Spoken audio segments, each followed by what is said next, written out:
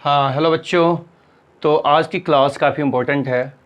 11th class में बेटा आज की क्लास हम लोग फंक्शन पढ़ने वाले हैं। आपको पिछली क्लास में हमने रिलेशन के बारे में बताया था, ठीक है, रिलेशन और उसकी प्रॉपर्टीज़। आज हम फंक्शन पढ़ेंगे। फंक्शन के अंदर हम 2-3 क्लासेज आपको अभी चलेगी। पहले तो बेटा आप याद रखो कि फंक्शन 11th क्लास और 12th क्लास, इवन कि जब तक आप मैथ पढ़ोगे ना तब तक आपको नॉलेज चाहिए। क्लियर है? यस। फंक्शन का बेटा बेसिक नॉलेज भी आपको ज़रूरी है। उसके अलावा डिफरेंट टाइप ऑफ फंक्शंस का एप्लीकेशन, ये सारा आपको प्रॉपर होना चाहिए, क्योंकि बेटा आप 11th क्लास 12th क्लास में कई जगह आप इसको सुनोगे। ठीक है बेटा, अब बहुत सारे बच्चों को कन्फ्यूजन है। चलिए ऑल द बेस्ट, शुरू करते हैं। ध्यान से सुनेंगे। फंक्शन के पहले थोड़ा सा हल्का सा रिकैप हम लेते हैं आपको पिछले क्लास का, ठीक है, क्योंकि उसके बाद आपको चैप्टर समझने में थोड़ा ज़्यादा आसानी होगी। ध्यान से सुनिए। हम लोगों ने पिछली क्लास में पढ़ा था कार्टेशियन प्रोडक्ट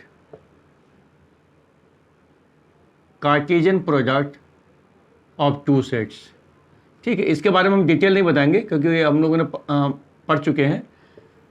ठीक है, दो सेट का कार्टेशियन प्रोडक्ट क्या होता है, इसके बारे में क्या वर्किंग हमने किया था। ध्यान से सुनिएगा। सपोज करो कि वी आर गिवन ए बराबर 1,2।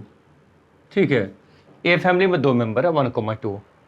ठीक है, ए फैमिली में दो मेंबर है तो डेफिनेट है कि आप ए फैमिली को क्या बोलोगे, नॉन एम्प्टी सेट, है ना बेटा, non empty set, empty set नहीं है। सिमिलरली बेटा बी फैमिली बराबर 3,4, है ना, बी फैमिली में दो मेंबर है 3,4। ठीक है भैया। अब देखिए, इफ ए क्रॉस बी, देखिए बच्चे this is the symbol, A cross B पढ़ोगे और आप बोलोगे Cartesian product of two set. हम दो सेट का कार्टेशियन प्रोडक्ट करने जा रहे हैं। तो बेसिकली कार्टेशियन प्रोडक्ट का मतलब क्या है कि दोनों सेट आपको नॉन एम्प्टी नेचर के होने चाहिए, नॉन एम्प्टी सेट होना चाहिए। और कार्टेशियन प्रोडक्ट का मतलब क्या है, देखिए बेटा, कार्टेशियन प्रोडक्ट का मतलब खुद एक सेट है। मतलब Cartesian product of two set is itself a set. ये खुद आपके पास एक सेट आ रहा है और इस सेट के अंदर जो मेंबर्स होंगे ना बच्चे, वो मेंबर्स आपको होंगे order pair, collection of order pair. अब देखिए ऑर्डर पेयर का क्या मतलब है, ध्यान दीजिएगा। पहला फैमिली ए है, ए का फर्स्ट मेंबर है 1। ठीक है, पहला फैमिली बी का पहला मेंबर आपको 3 है, तो 1 के साथ 3 बनाएंगे 1,3। This is called order pair. ये ऑर्डर पेयर है। उसी तरह से 1,4 और 2,3, 2,4। बच्चे मैंने क्या बनाया, 4 order pair, 1,3 first order pair, 1,4, 2,3, 2,4। देखिए ध्यान से सुनिए, ये चारों कौन है, ए क्रॉस बी के मेंबर है। ठीक है, तो आपने पढ़ा है।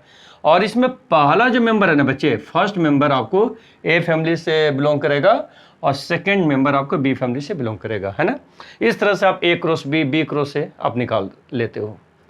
एक्चुअली क्या है कि चारों ऑर्डर पेयर है, ये तो आपको बताया गया है, चारों आपको ऑर्डर पेयर है जिसमें पहले मेंबर को दूसरे मेंबर के साथ आप एसोसिएट कर रहे हो। ठीक है ना।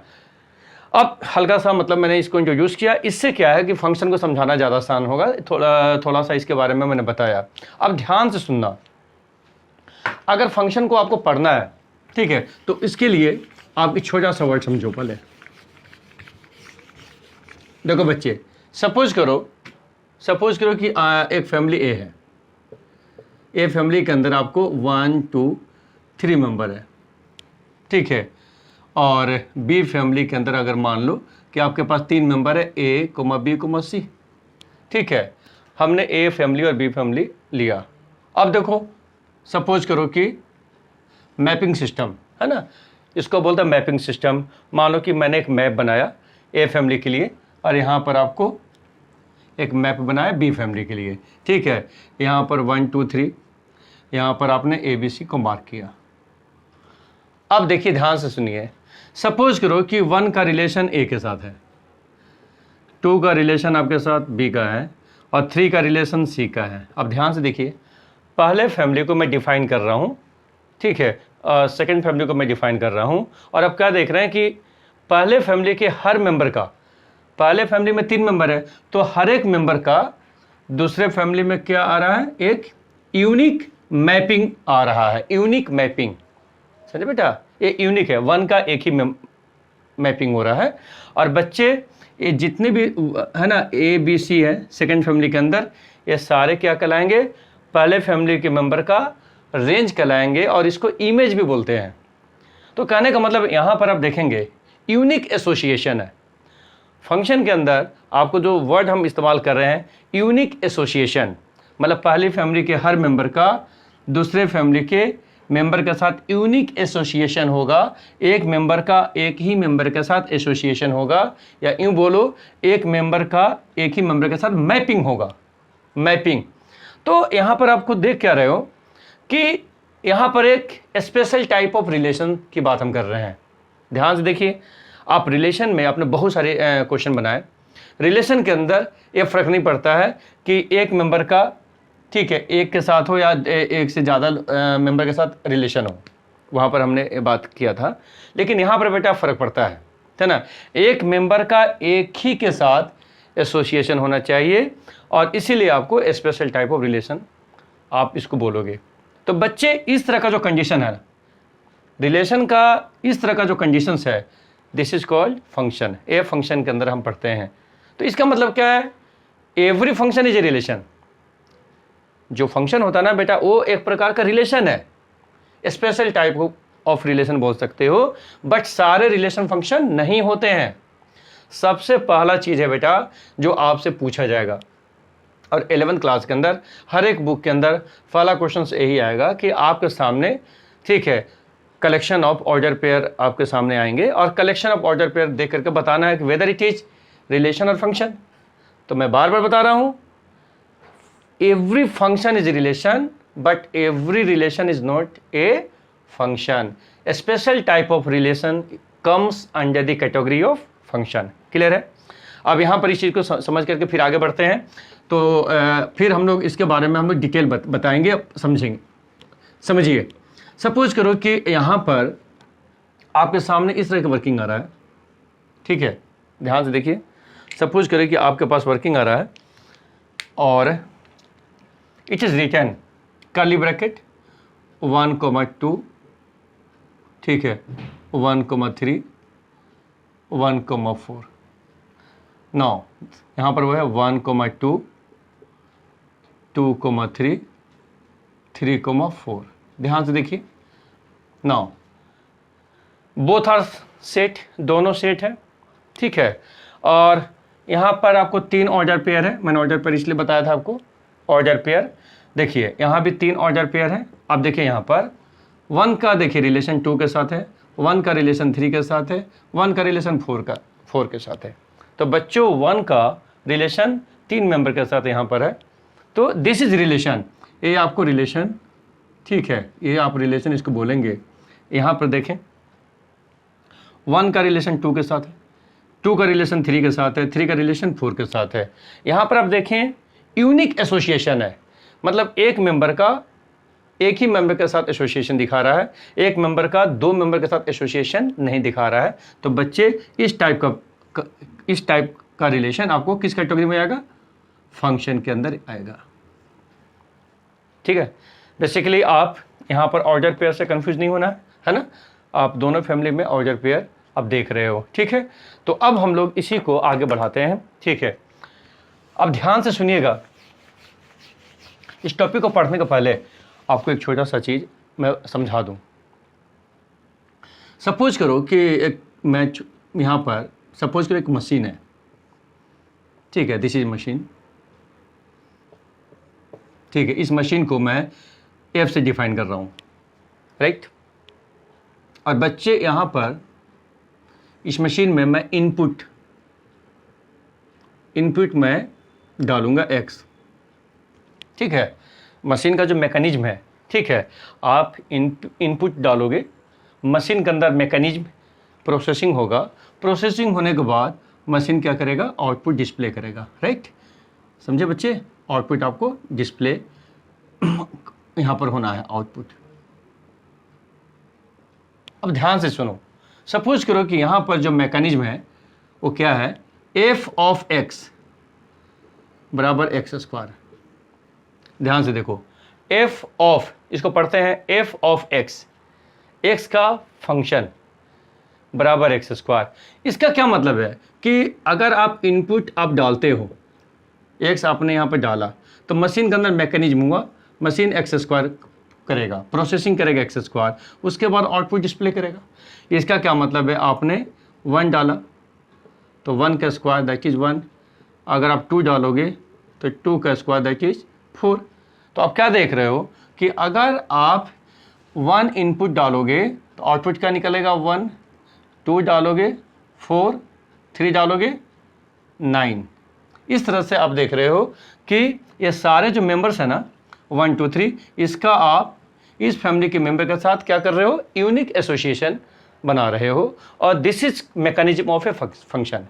ये फंक्शन का आपका मैकेनिज्म है जिसमें इनपुट, आप अभी से याद रखें, इनपुट को क्या बोलेंगे, एक्स। अब यहाँ पर जो सिंबल मैं इंट्रोड्यूस कर रहा हूँ F, small F, small letter में एफ, आप देखोगे स्मॉल एफ डिफाइन करता फंक्शन को। बहुत जगह आप देखोगे स्मॉल जी भी सिंबल आएगा, बहुत जगह आप स्मॉल एच भी सिंबल आएगा, ठीक है ना, इसलिए इसे घबराना नहीं है। These are the symbols which represent function, और फंक्शन के नेचर को डिफाइन करने में इस सिंबल का रोल है। समझे बच्चे, कैसे पढ़ेंगे, F of x, function of x, x का फंक्शन। बेसिकली आप जिसको एफ ऑफ एक्स पढ़ रहे हो ना बच्चे, दैट रिप्रेजेंट्स वाई वैल्यू, वो वाई वैल्यू है, ठीक है ना। इसलिए फंक्शन के अंदर आप हर जगह देखोगे ना एफ एक्स बराबर वाई, एफ एक्स को वाई बोलते ही है, ठीक है। जो नंबर रिप्रेजेंट मतलब करेगा वो आपको वाई वैल्यू कहलाता है, ठीक है। अब यहाँ पर एक इम्पोर्टेंट चीज़ है, हम लोग पढ़ने वाले हैं क्या फंक्शन के अंदर, ध्यान से सुनिए, उसी हिसाब से हम लोग डेफिनेशन को आगे कैरी फॉरवर्ड करेंगे। हम लोग पढ़ने वाले हैं रियल वैल्यूड फंक्शन, ठीक है, real valued function, real valued function. अब रियल वैल्यूड फंक्शन आप देखोगे, ठीक है ना, अब पूरे सिलेबस में एक सिंबल अक्सर मतलब आपके सामने मतलब आएगा। देखिए small F column R arrow marks R, ध्यान से सुनिए, F is function, F is function from real number to real number, इस तरह से आप पढ़ोगे। चूंकि ये रियल वैल्यूड फंक्शन है तो रियल वैल्यूड फंक्शन का मतलब हुआ कि आप इनपुट डालोगे real family, right, real family के अंदर, जो रियल फैमिली के अंदर जो इनपुट होगा वो आप डालोगे, उसका प्रोसेसिंग के बाद जो आपका रिजल्ट डिस्प्ले होगा वो भी आपको रियल नंबर होना चाहिए, ठीक है। तो बच्चों इनपुट भी रियल नंबर होना चाहिए और आउटपुट भी रियल नंबर आना चाहिए। इस कंसेप्ट से अगर मान लो कि f is a function from a to b, ध्यान से सुनिए, अगर f फंक्शन है a to b, f is a function from a to b, इसका मतलब क्या हुआ, अगर a फंक्शन है फैमिली a और फैमिली b के बीच में, इसका बेसिक मतलब हुआ a फैमिली के हर मेंबर का, ध्यान से सुनिए, for every value of a, every value मैंने बोला एक भी मेंबर छूटना नहीं चाहिए, a फैमिली के हर मेंबर का b फैमिली के अंदर यूनिक रेंज निकलना चाहिए। यूनिक रेंज का मतलब यूनिक इमेज निकलना चाहिए, ठीक है। तो कभी कभी टीचर आपको रेंज के बारे में पूछते हैं कि रेंज क्या होगा, और उसी वर्ड को बेटा अगर हम चेंज करते हैं तो इमेज भी पूछा जा सकता है। क्लियर हो गया मेरी बात, ठीक है। तो इनपुट होगा ए फैमिली का, जो एक्स की वैल्यू आप डालेंगे वो ए फैमिली का होना चाहिए, ठीक है। और जो आउटपुट निकलेगा जिसको आप वाई बोलते हो या एफ ऑफ एक्स बोलते हो, वो आपको बी फैमिली का होना चाहिए। क्लियर हो गया। जैसे इसका मतलब है एफ ऑफ एक्स बराबर एक्स प्लस 1, और मैं x बराबर 1 पुट कर रहा हूँ, तो मैं पूछूंगा x बराबर 1 आप कहाँ से लेकर आ रहे हो, तो तुम बोलोगे कि 1 आपको ए फैमिली का मेंबर है, राइट। और उसके बाद यहाँ पर देखिए f ऑफ 1 बराबर 1 plus 1 that is 2 goes to this family. पहला जो फैमिली है बच्चों that is called domain of function. याद रखिएगा, जिस तरह से हमने रिलेशन में बोला था वैसे ही आप यहाँ भी बोलेंगे एफ फंक्शन का डोमेन ए है, जिस फैमिली से आप इनपुट निकालोगे, इनपुट आप पुट करोगे। और बच्चे बी फैमिली क्या कहलाता, कोडोमेन, राइट, कोडोमेन, ठीक है, फैमिली ऑफ कोडोमेन, और इसी फैमिली में आप रेंज निकालते हो। तो बेसिकली रेंज क्या हुआ, range is subset of codomain. समझे बेटा, रेंज आपको कोडोमेन का सबसेट है। मेरी बात समझ में आ रहा है ना, रेंज आपको कोडोमेन का सबसेट होता है, याद रखिएगा। ठीक है, तो 3 वर्ड यहाँ पर है, डोमेन, कोडोमेन और रेंज। दोबारा मैं बता रहा हूँ, डोमेन, कोडोमेन और रेंज। रेंज क्या होता है? Range is always subset of codomain. ठीक है, डोमेन क्या होता है? Family of input. जो इनपुट डालोगे वो इनपुट डालोगे जिस फैमिली से, वो आपको फैमिली ऑफ डोमेन कहलाता है। और इस तरह से आप फंक्शन को डिफाइन करोगे। अगर सपोज करो कि एफ इज ए फंक्शन और कहीं पर लिखा हुआ जी इज ए फंक्शन, ठीक है, ए टू बी, तो बस आप देखो कि दोनों का नाम आपने डिफाइन किया है एफ और जी से, है ना। F is a function from A to B, G is a function from A to B. Clear हो गया? मेरी बात सुन में आ रहा है ना? ठीक है, तो ये वर्किंग आपके पास होनी चाहिए। इस वर्किंग के बाद अब हम लोग आगे बढ़ते हैं, ध्यान से सुनिएगा। तो बच्चे, हमारा सिलेबस क्या है? Real valued function. हम रियल वैल्यूड फंक्शन पढ़ने जा रहे हैं, ठीक है। और इसके अंदर जो फीचर है, ठीक है, वो पढ़ेंगे, डिफरेंट टाइप ऑफ फंक्शन पढ़ेंगे। और जो टर्म्स यूज हो रहे हैं ना बच्चे, उसको आप बराबर आप देखते रहो, सुनते रहो, ठीक है। अभी तक हमने जो बताया, तो एक चीज़ें दिमाग में रखो कि पहले फैमिली के हर मेंबर का दूसरे फैमिली में क्या होना चाहिए बेटा? यूनिक रेंज निकलना चाहिए, मतलब यूनिक इमेज होना चाहिए, सही। और उसी तरह से बेटा, जैसे आप ध्यान से सुनो, ठीक है, अगर सपोज करो कि आप f ऑफ 1 बराबर 2 बोलते हो, कैसे पढ़ोगे? फंक्शन ऑफ 1 बराबर 2, मतलब 1 का 2 क्या हुआ? इमेज हुआ। 1 का 2 इमेज है। तो अगर पेपर में आपसे पूछा जाए 2 का 1 क्या कहलाएगा, तो 2 का 1 प्री इमेज कहलाता है ना। आप हमेशा याद रखें, फंक्शन में जब आपने फंक्शन में स्पेशल टाइप ऑफ रिलेशन पढ़ा कि स्पेशल टाइप ऑफ रिलेशन होता है, तो इसका मतलब है दो मेंबर के बीच में यूनिक एसोसिएशन होगा। जैसे यहाँ पर देखो, एसोसिएशन 1 और 2 के बीच में है, तो बेटा 1 का 2 क्या कहलाएगा? रेंज कहलाएगा। ठीक है, 1 का 2 रेंज है, या बोलो 1 का 2 इमेज है। उसी तरह से बेटा 2 का 1 क्या होगा? प्री इमेज कहलाएगा। मेरे बात क्लियर है ना? चले आगे, टाइप ऑफ फंक्शन बच्चे पढ़ेंगे, ठीक है ना। और उसके बाद फंक्शन के अंदर आपको डोमेन और रेंज के बेस पर बहुत सारे हम लोग क्वेश्चन को करेंगे, और धीरे धीरे हम सिलेबस को हम लोग आगे लेके चलेंगे, मतलब एडवांस क्वेश्चन भी करेंगे। चलिए, टाइप ऑफ फंक्शन। तो सबसे पहला टाइप हमारा आइडेंटिटी फंक्शन। आइडेंटिटी फंक्शन, सुनते जाइए।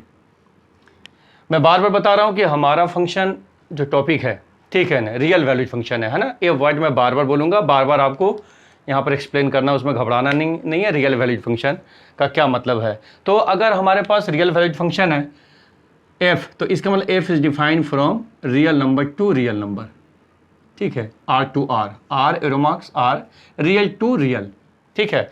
बच्चे, किसी भी फंक्शन को आप आइडेंटिटी फंक्शन तब बोलोगे when it is defined like this fx बराबर x। ध्यान से सुनो, f ऑफ x बराबर x कहने का मतलब है, अगर आप कोई भी नंबर इनपुट डालोगे, वही नंबर बेटा आउटपुट डिस्प्ले होगा, वही नंबर आउटपुट के रूप में निकलेगा। इनपुट x रियल नंबर होगा, और जो आउटपुट होगा वो भी आपको रियल नंबर होगा। कहने का मतलब है f function of 0 that is 0, function of 0 बराबर 0। इसका क्या मतलब है? इसका मतलब x की जगह पर 0 पुट कर रहे हो और y की वैल्यू भी 0 निकल के आ रही है। उसी तरह से फंक्शन ऑफ 1 बराबर 1। तो बच्चे, जब ये वर्किंग है, समझे ना, और इस तरह का नेचर जिस फंक्शन में, ठीक है, होता है, उस फंक्शन को बेटा आइडेंटिटी फंक्शन बोलेंगे। और इसी को अगर आप ग्राफिकल देखोगे, क्योंकि ग्राफिकल भी पूछा जाता है, तो आप देखिए, ध्यान से सुनिए, उसमें परेशान नहीं होना है। आप 2D प्लेन के बारे में आपको अच्छी तरह से आइडिया है, आप फटाफट 2D प्लेन बनाए, x डस, y डस, ओरिजिन। देखिए बेटा, this line is called x axis, ठीक है, x एक्सिस के ऊपर, ठीक है, आप कंसीडर करोगे रियल नंबर। ये रियल नंबर बेटा याद रखना, ये नंबर लाइन, ठीक है, जो मैंने रिप्रेजेंट किया है, एक collection of points for input represent करेगा। इनपुट आप समझ लो कि x एक्सिस के द्वारा रिप्रेजेंट होंगे, और जब इनपुट करोगे तो क्या निकलेगा? fx निकलेगा, f of x, function of x, that is called output. और आउटपुट कहाँ रिप्रेजेंट होंगे? y एक्सिस के द्वारा। तो बच्चे, जिस तरह से आप मार्किंग करते हो, ठीक है, मार्किंग कर लो, ठीक है, आप x में इधर पॉजिटिव निगेटिव, y में पॉजिटिव निगेटिव मार्क कर लो। सी, x की वैल्यू 0, y की वैल्यू 0, तो 0 0 दिस इज द पॉइंट, ये तो मालूम ही है ना, 9 10 में पढ़ा आपने। एक्स की जगह पर अगर 1 लेते हो तो वाई की जगह पर 1, दिस इज द पॉइंट। वैसे 2 लोगे तो 2। इस तरह से आप देखोगे कि आप 3-4 पॉइंट अगर लोगे, ठीक है, अब देखोगे इस तरह से आपके पास ग्राफ बनेगा। This is a straight line, आपके पास स्ट्रेट लाइन का ग्राफ है। अब इस ग्राफ को ना इस तरीके से पढ़ो। देखो आप एक्स एक्सिस पर अगर कहीं भी पॉइंट मार्क करते हो, see this is your domain, ये डोमेन है। तो बच्चे का डोमेन है तो इसका रेंज कहाँ निकलेगा? रेंज निकालने के लिए पहले ये पॉइंट मार्क करोगे और ऑब्वियस है कि आप यहाँ पर जाओगे तो यहाँ पर जो वैल्यूज होगा वही तो वैल्यूज आपको रेंज होगा, समझे? तो this graph represents the nature of identity function. और बच्चे कुल मिलाकर के यहाँ पर हमने क्या वर्किंग देखा, ठीक है, इस ग्राफ से क्या समझा कि डोमेन है, डोमेन बराबर मैं आर लिखूंगा और रेंज भी हमारा क्या हुआ? आर हुआ, ठीक है ना। दिस इज द वर्किंग, ये वर्किंग नोट है जो आप ग्राफिकल भी देख सकते हो। डोमेन का मतलब आर हुआ, मतलब कोई भी रियल नंबर, ठीक है, एक्स एक्सिस पर किसी भी पॉइंट को तुम पुट कर सकते हो और पुट करने के बाद बेटा रेंज भी आपको रियल नंबर होगा। अब देखें आप इधर आपका रेंज पॉजिटिव आ रहा, इधर आप देखें कि बहुत सारा रेंज आपको वाई का निगेटिव आएगा। क्लियर हो गया यहाँ तक? चला आगे दूसरा function, function number 2, second function आपके पास है कांस्टेंट फंक्शन। सेकंड फंक्शन बेटा हम कांस्टेंट फंक्शन पढ़ा रहे हैं, ध्यान से सुनिए। कांस्टेंट फंक्शन,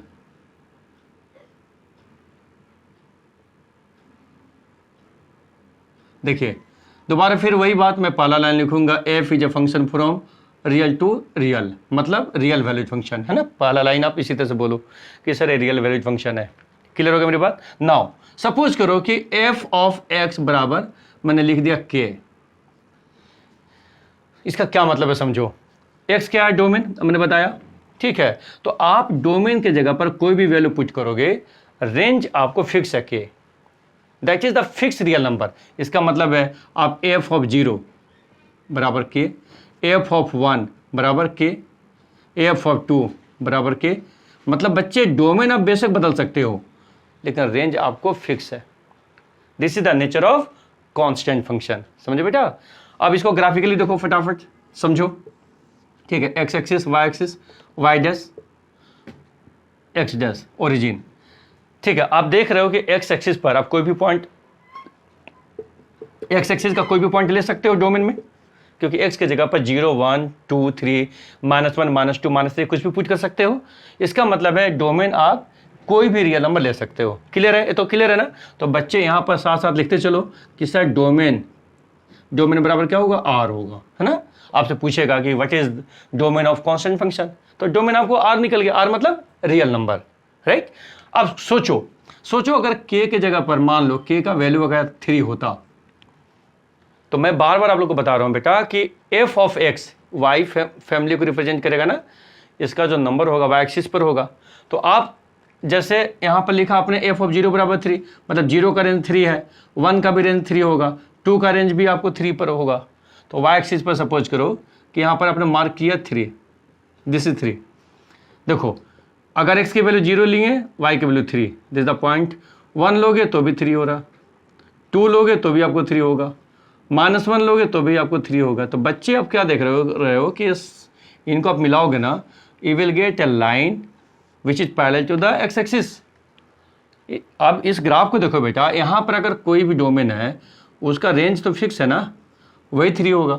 आप डोमेन यहाँ पर लोगे बच्चे negative X, negative real number, उसका रेंज आपको फिक्स है, that is the 3।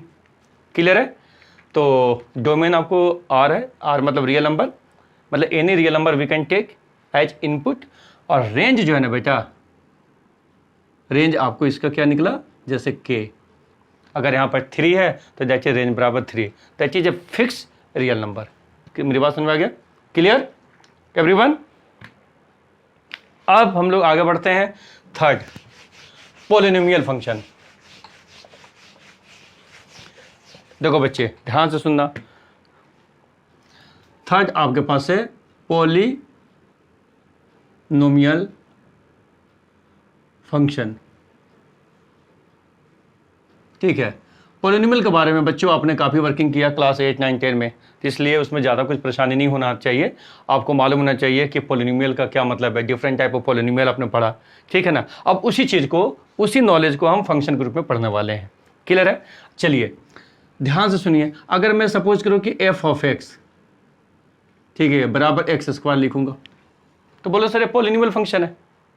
This is a polynomial function, क्योंकि एक्स का पावर क्या है, 2 है।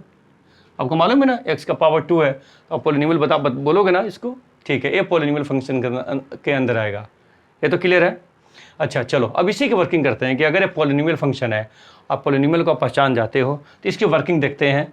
क्योंकि हमारा जो सिलेबस है बेटा फंक्शन में, हम क्या वर्किंग कर रहे हैं कि किसी भी फंक्शन का डोमेन क्या होगा और उस फंक्शन का रेंज कैसे डिफाइन करेंगे, और इवन कि ग्राफिकल भी हम कैसे प्रेजेंट करेंगे, ये वर्किंग हमारा है, राइट।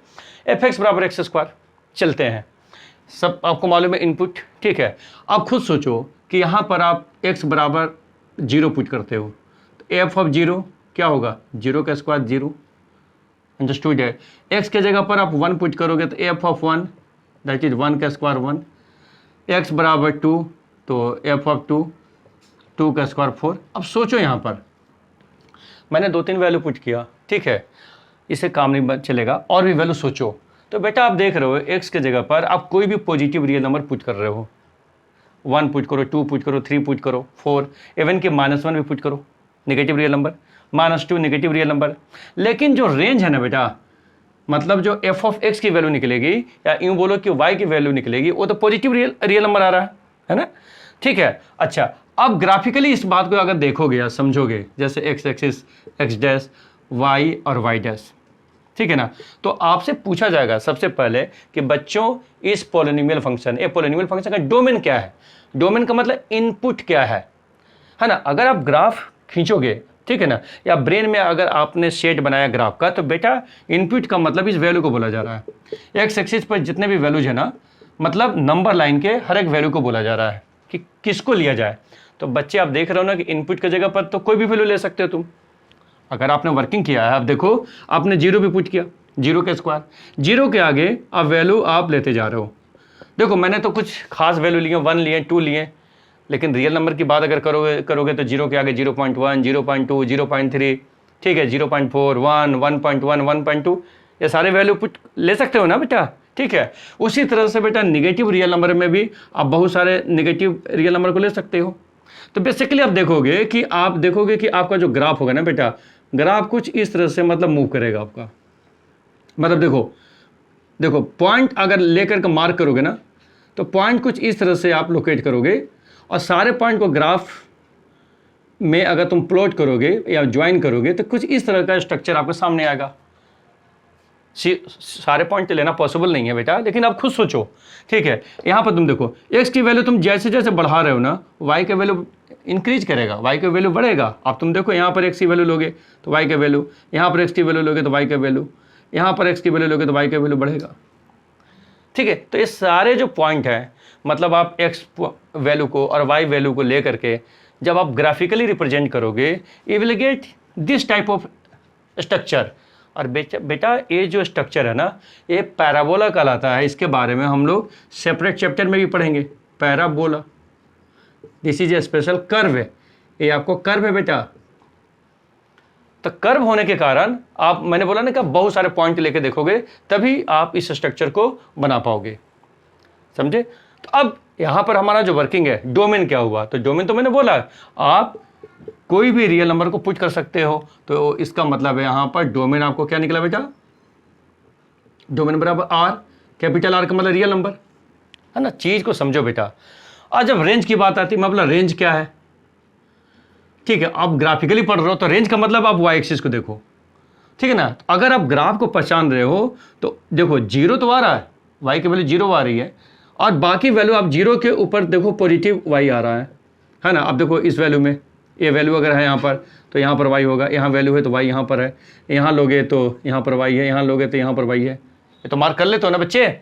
तो इसका मतलब रेंज आपको 0 भी होगा, 0 से बड़ा रियल नंबर होगा, 0 से आप छोटा नहीं ले सकते हैं। तो बच्चे रेंज कैसे लिखेंगे, ठीक है, सेट थ्योरी आपने पढ़ा है ना, तो रेंज को लिख लेंगे 0, 0 को क्लोज करो, comma infinity. Rule of interval आपने पढ़ा ना बेटा, रेंज का मतलब है 0 या 0 से बड़ा रियल नंबर लेकिन इन्फिनिटी से छोटा रियल नंबर। ठीक है, this is all about domain and range of this type of function which comes on the category of polynomial function. ठीक है बेटा, अब पोलिनोमियल के बारे में तो बहुत सारे कैटेगरी हैं पोलिनोमियल के अंदर, है ना। आपने देखा है क्वाड्रेटिक पोलिनोमियल है, उसी तरह से बेटा क्यूबिक पोलिनोमियल भी हो सकता है ना। तो अगर मान लो कि सपोज करो कि मैं यहीं पर बोलूँगा चलो यही बिल्कुल सेम वर्किंग आप दिखलाओ। ठीक है बेटा, इसी तरह की वर्किंग को हमें दिखलाना है, लेकिन मैंने पोलिनोमियल को चेंज कर दिया, f(x) = x³। इसी तरह से सोचो कि सर इनपुट x है और x के जगह पर मैं रियल नंबर पुट करूंगा। तो जैसे रियल नंबर है, आप ग्राफिकली पढ़ रहे हो तो x एक्सिस को आप देखो, x एक्सिस पर जितने भी पॉइंट है बेटा आप देखो, सोचो तो आप देख रहे हो ना, x = 0, x = 1, 2, 3, ये सारे वैल्यू चाहो तो पुट कर सकते हो, है ना। इवन कि x बराबर आप -1, -2, -3 इसको भी तुम पुट कर सकते हो, नहीं पुट कर सकते हो। इसका मतलब है कि इस फंक्शन में भी डोमेन के लिए कोई रेस्ट्रिक्शंस नहीं है, डोमेन के लिए बेटा कोई भी रुकावट नहीं है। आप कोई भी रियल नंबर को फंक्शन में एज इनपुट के रूप में पुट कर सकते हो। क्लियर हो गया। अब पुट करने के बाद क्या निकलेगा बेटा, यस रिजल्ट के रूप में क्या निकलेगा, आउटपुट, जिसको हम क्या बोलेंगे, रेंज बोलेंगे। ठीक है, रेंज बोलेंगे ना, तो ऑब्वियसली चलो करके देखते हैं। ठीक है, ग्राफिकली करो, कैलकुलेशन फटाफट करो, x, x', y, y', origin, ये सारे आपको इनपुट हैं जो आपको मालूम है कि वैल्यू पुट करेंगे। ठीक है, और बच्चे वैल्यू पुट करेंगे, आप क्यूबिक इफेक्ट आप जानते हो, 0 का क्यूब 0, 1 का क्यूब 1, 2 का क्यूब 8। तो इसका मतलब है कि आप देखोगे ग्राफ इस तरह से जाएगा, एक्स एक्सिस पर जैसे जैसे वैल्यू को बढ़ाओगे वाई की वैल्यू बढ़ेगा। तो सारे पॉइंट को अगर आप मिलाएंगे, ठीक है बच्चे, तो कुछ इस तरह से स्ट्रक्चर आपको मिलेगा। समझे बेटा, भाई यहाँ से लेकर के यहाँ तक ग्राफ खींचने में आपको हजारों पॉइंट चाहिए ना, तो प्रैक्टिकली इसको समझना है बेटा। कुछ रैंडमली पॉइंट को लेकर के आप देखिए कि क्या ग्राफ ऐसा आ रहा है कि नहीं आ रहा है। अगर ऐसा आ रहा है तो आपका डोमेन क्या है, 0 भी आप ले रहे हो, 0 से आगे आप पॉजिटिव रियल नंबर ले रहे हो, और रेंज क्या, रेंज कहाँ जा रहा है, 0 से ऊपर। अब देखो जैसे जैसे आप x की वैल्यू बढ़ाते जाओगे, रेंज भी आपको 0 से ऊपर बढ़ते जाएगा ना, मतलब इन्फिनिटी की तरफ। उसी तरह से बच्चे अगर आप इधर नेगेटिव रियल नंबर लेते हो तो आपका रेंज आपको, यस समझ में आ रहा है मेरी बात, मतलब रेंज आपको डिक्रीज करते जाएगा, जैसे -1 का क्यूब, -2 का क्यूब, -3 का क्यूब। ठीक है, जैसे जैसे आप x की वैल्यू इधर शिफ्ट करेंगे वैसे वैसे आपका जो रेंज है बेटा आपको -इन्फिनिटी की तरफ शिफ्ट हो रहा है। समझे बच्चे, इस हिसाब से यहाँ पर क्या पता किया आपने, डोमेन, डोमेन बराबर तो r ही लिखोगे, है ना, रियल नंबर। अब मैं बार बार डोमेन बराबर r लिख रहा हूँ ना, आप रियल नंबर को चाहो तो -इन्फिनिटी, इन्फिनिटी भी लिख सकते हो। ठीक है, सेट थ्योरी के हिसाब से हम रियल नंबर को इस तरह से भी डिफाइन कर सकते हैं, -infinity, infinity. This is the rule of interval. और बच्चे जब रेंज की बात आया यहाँ पर, बताइए रेंज क्या हुआ, यहाँ रेंज बताइए, पॉजिटिव रियल नंबर भी आ रहा है, राइट, 0 भी रियल नंबर आ रहा है, नेगेटिव भी आ रहा है, तो रेंज में भी आप r लिख सकते हैं, मतलब -इन्फिनिटी, इन्फिनिटी। क्लियर हो गया, नोट डाउन।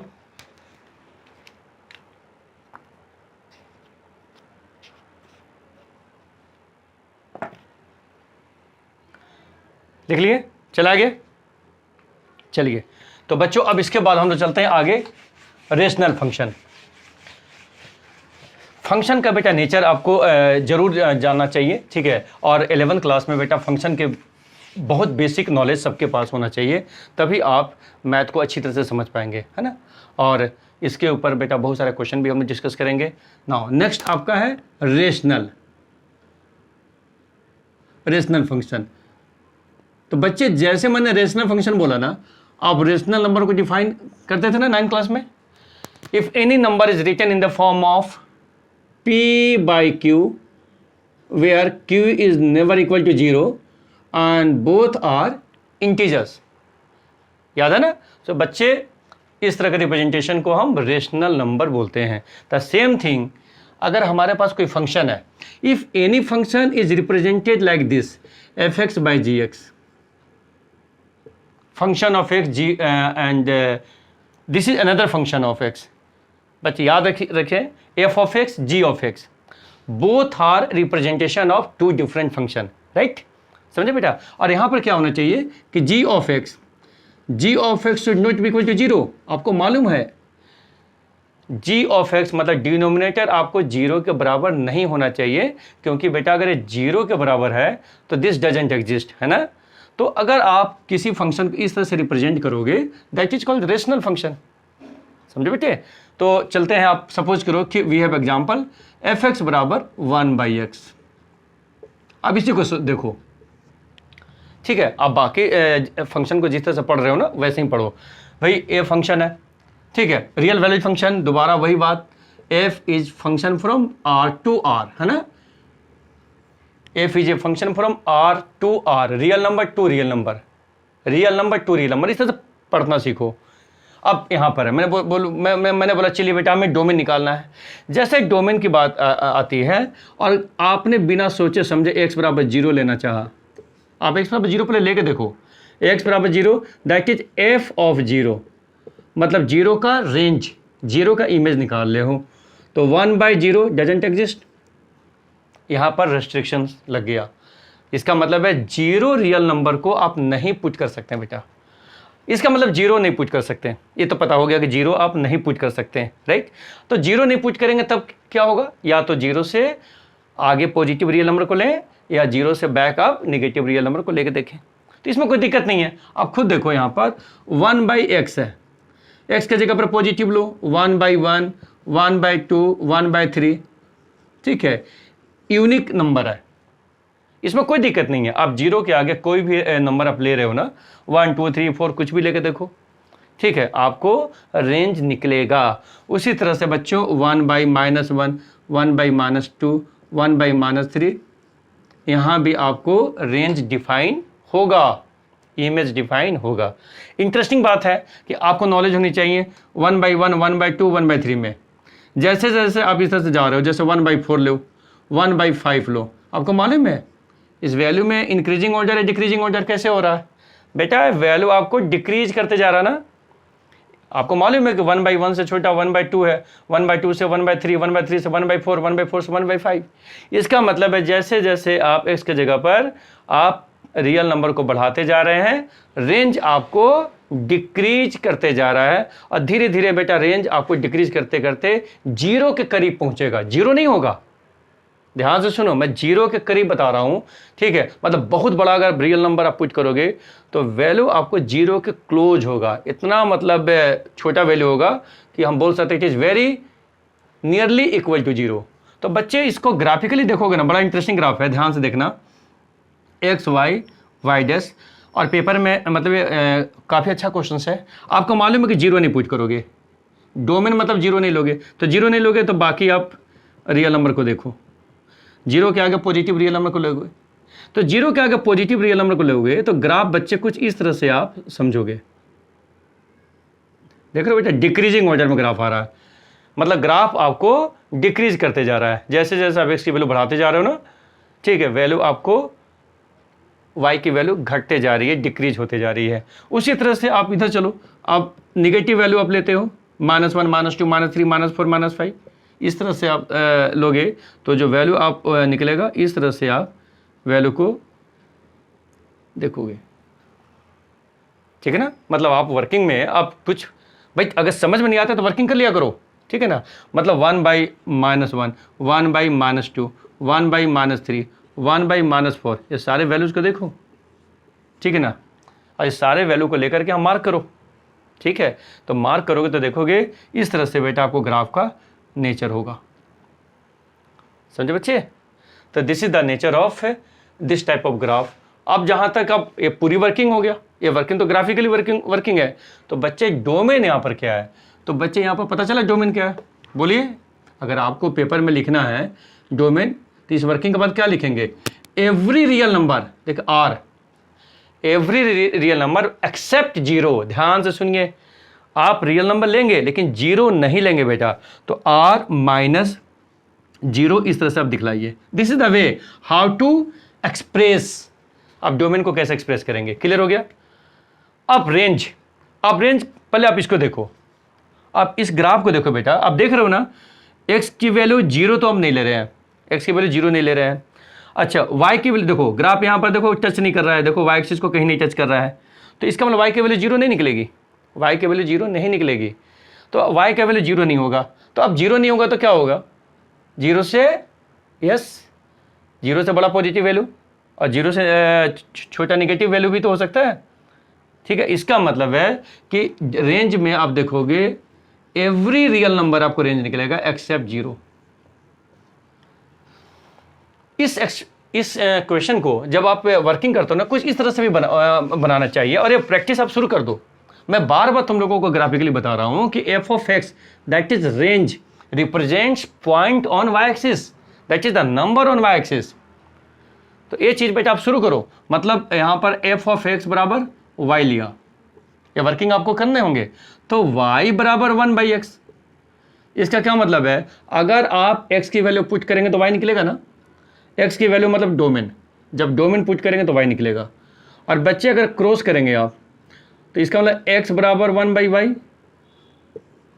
इसका मतलब y की वैल्यू पुट करेंगे तो क्या निकलेगा, x निकलेगा, होगा ना बच्चे। तो यहां पर इस तरह की वर्किंग से भी पता चल रहा है कि y इज रेंज, तो साफ यहां पर पता चल रहा है कि sir y is never equal to 0, y 0 हम ले नहीं सकते ना, बिकॉज 1/0 डजंट एग्जिस्ट।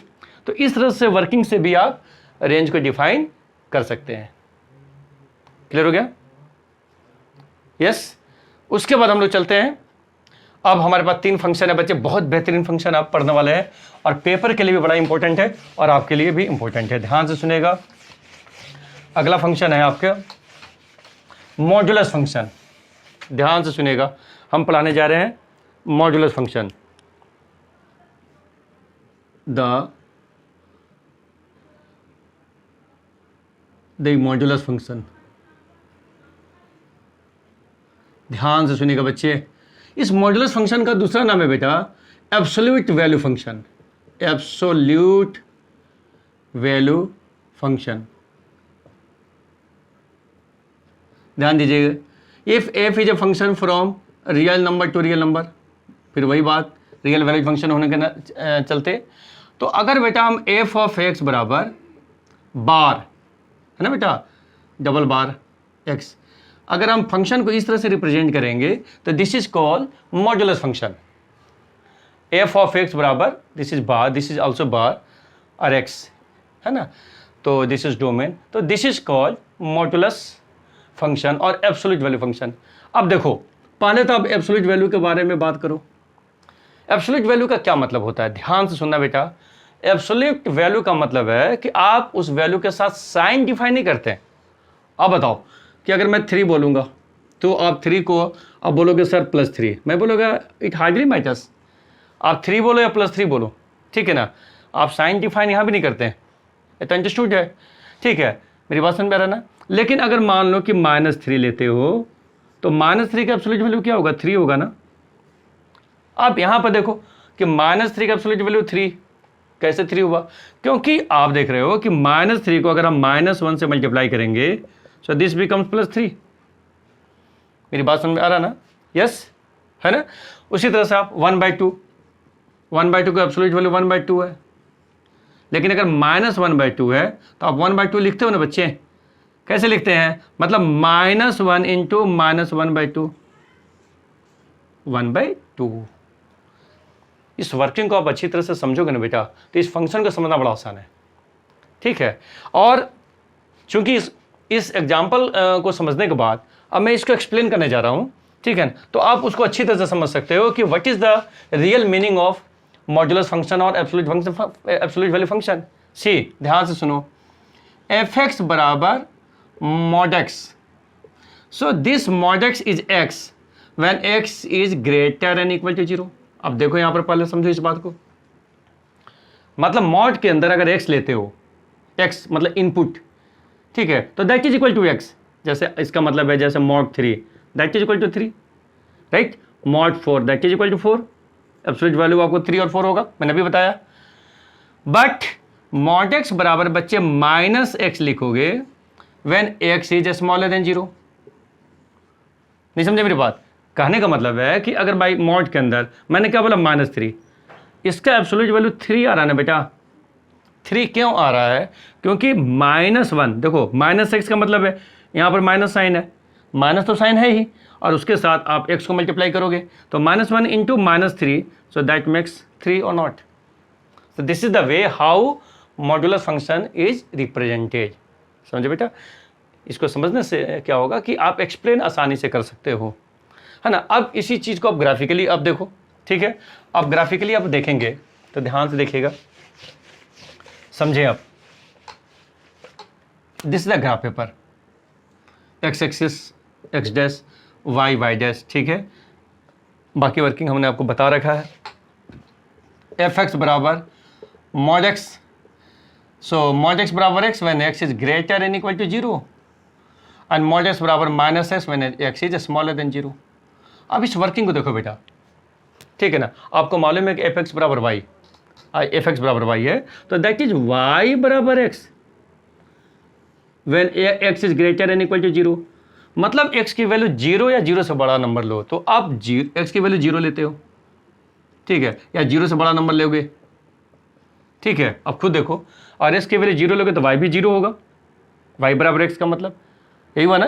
तो इसका मतलब है कि आप जितने भी x की जगह पर पॉजिटिव नंबर लोगे तो रेंज भी तो वही आएगा।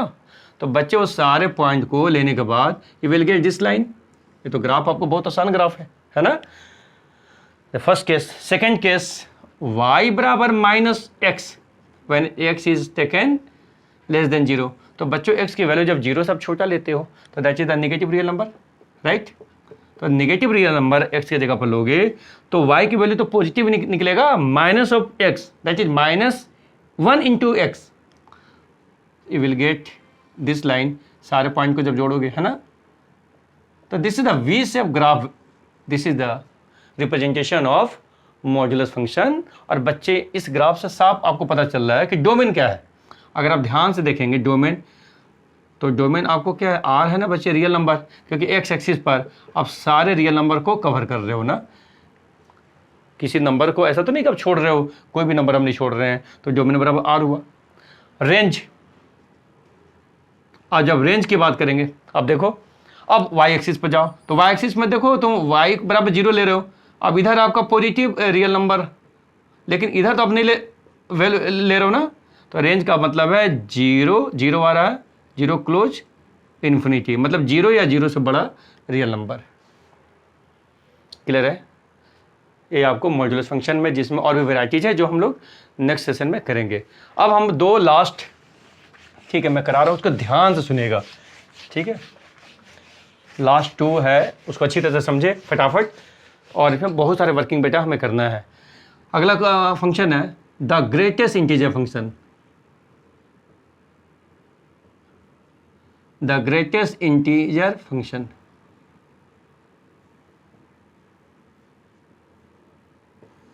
ठीक है, ध्यान से सुनिए। द ग्रेटेस्ट इंटीजर फंक्शन, इसको ऐसे ही पढ़ते हैं, लेस देन और इक्वल टू।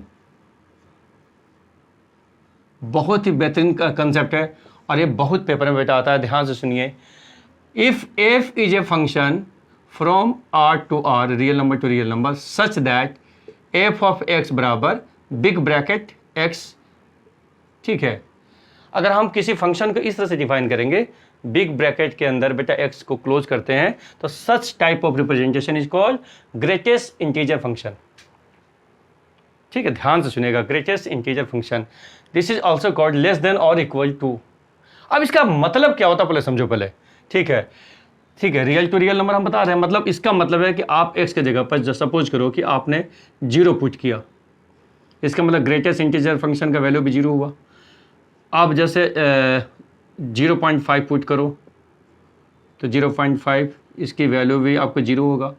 f 0.9 पुट करो तो 0.9 का भी आपको वैल्यू, मतलब रेंज आपको 0 निकलेगा। आप देख क्या रहे हो क्या रहा है, आप 0 या 0 से बड़ा रियल नंबर अगर ले रहे हो, ठीक है, 0 या 0 से बड़ा लेकिन 1 से छोटा, तो उसका रेंज क्या आ रहा है बेटा, 0 ही तो आ रहा है, रेंज तो 0 आ रहा है बच्चे। क्यों आ रहा है उसके बारे में हम बताएंगे। उसी तरह से देखो, ध्यान दो, जैसे f ऑफ 1,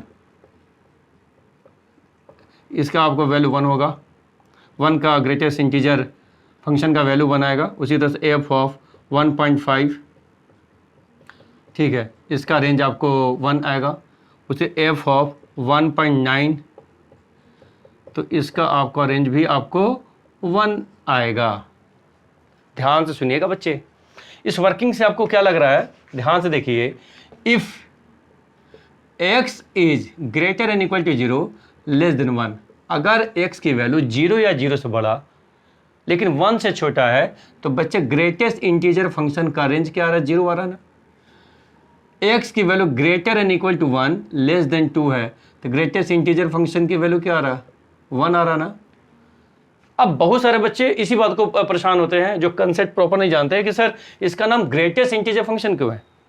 ध्यान से सुनिए, इसके लिए सारा वर्किंग को ना आप नंबर लाइन के द्वारा समझे बेटा। जैसे नंबर लाइन है, ध्यान से सुनना, ठीक है। नंबर लाइन आपको मालूम है 0 है, और यहाँ पर आप इंटीग्रल वैल्यू को मार्क करें 1 2 3 4, ठीक है। आप इधर आप मार्क करें -1 -2 -3।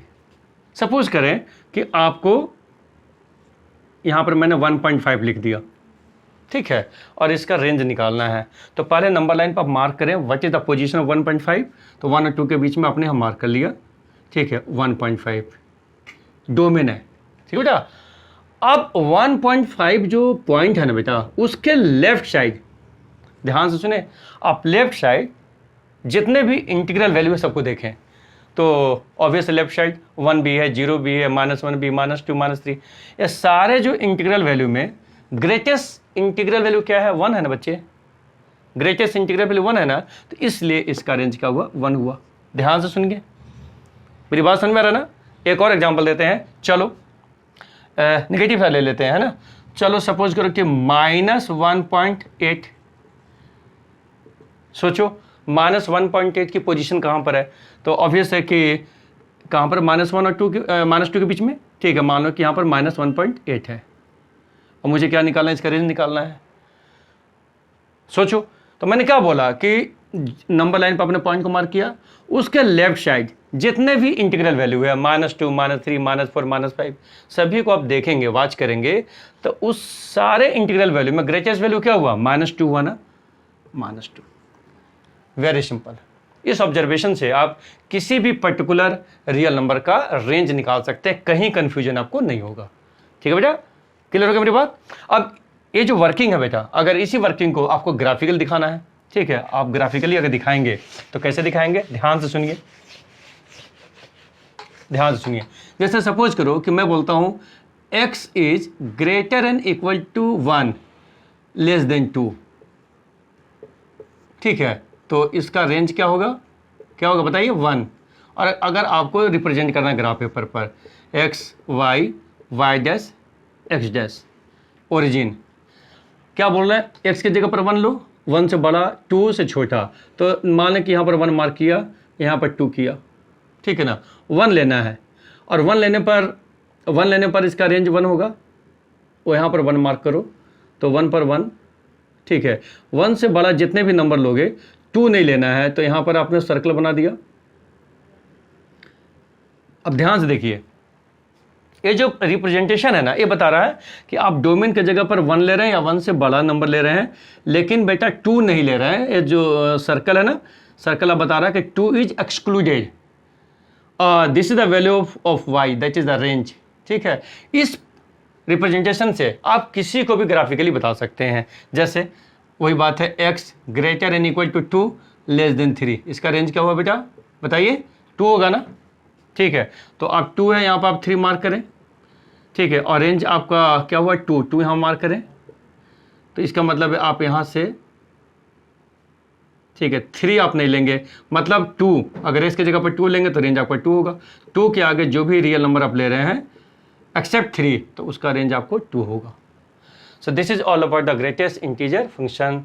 और लास्ट बेटा, very last of function, that is your signum function. ध्यान से सुनेगा, लास्ट फंक्शन हमारे पास सिलेबस में है जो सिग्नम फंक्शन है, और इसको हम ख़त्म कर रहे हैं। सिग्नम, SIGNUM, सिग्नम फंक्शन, ठीक है। द सिग्नम फंक्शन हम पढ़ाने जा रहे हैं। इसको शॉर्ट में बेटा SGN, ठीक है, SGN से भी डिफाइन करते हैं। Signum function very interesting function, ध्यान से सुनो। सिग्नम फंक्शन कैसे डिफाइन होता है, ये क्या बोलता है, इसका नेचर क्या है समझो पहले। सिग्नम फंक्शन बोलता है f ऑफ x बराबर 1 when x is taken greater than 0। इसका मतलब क्या है?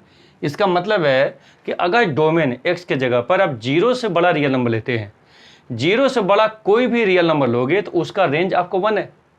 ध्यान से सुनिए, f ऑफ x बराबर 1 that is for every value of x which is taken greater than 0 and it's range is defined 1 and f of x बराबर 0 व्हेन x बराबर 0। इसका मतलब है जब x के जगह पर 0 लेंगे तो रेंज आपको 0 डिफाइन है, राइट।